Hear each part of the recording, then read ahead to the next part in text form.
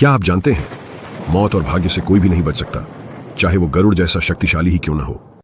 आइए चलते हैं इस कथा की ओर। एक बार भगवान विष्णु गरुड़ पर बैठकर कैलाश पर्वत भगवान शिव से मिलने पहुंचे। द्वार पर उन्होंने गरुड़ को छोड़ दिया और स्वयं शिव जी से मिलने अंदर चले गए। गरुड़ जी बाहर खड़े होकर कैलाश की सुंदरता निहारने लगे। तभी उनकी नजर एक छोटी सी प्यारी चिड़िया पर पड़ी। वो इतनी सुंदर थी कि गरुड़ का मन उसकी ओर खिंच गया।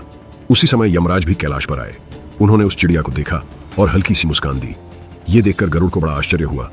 उन्होंने सोचा, यमराज ऐसे क्यों मुस्कुरा रहे हैं? अवश्य ही कोई राज है।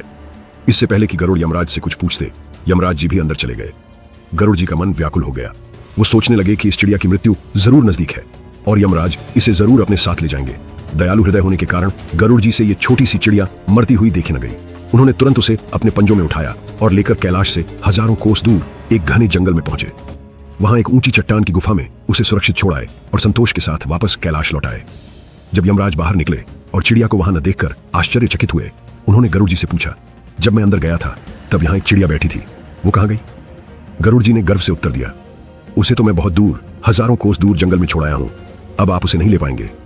यह सुनकर यमराज मुस्कुराए और बोले, गरुड़, जब मैंने उस चिड़िया को देखा था तभी मुझे ज्ञात हुआ कि उसका जीवन यहां समाप्त नहीं होगा। उसका भाग्य लिखा था कि कुछ ही क्षण बाद वो हजारों कोस दूर एक जंगल की चट्टान पर एक नाग के द्वारा खाली जाएगी। मैं तो सोच रहा था कि इतनी छोटी चिड़िया इतनी दूर कैसे पहुंचेगी, परंतु आपके प्रयास से वो वहीं पहुंच गई जहां उसकी मृत्यु होनी थी और अभी तक अपने नियत भाग्य को प्राप्त भी हो गई होगी।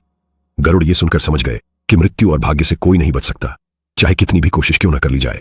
इसलिए श्री कृष्ण कहते हैं, तू वही करता है जो तू चाहता है, पर होता वही है जो मैं चाहता हूं। यदि तू कर वही जो मैं चाहता हूं तो होगा वही जो तू चाहता है। जय श्री राधे कृष्ण।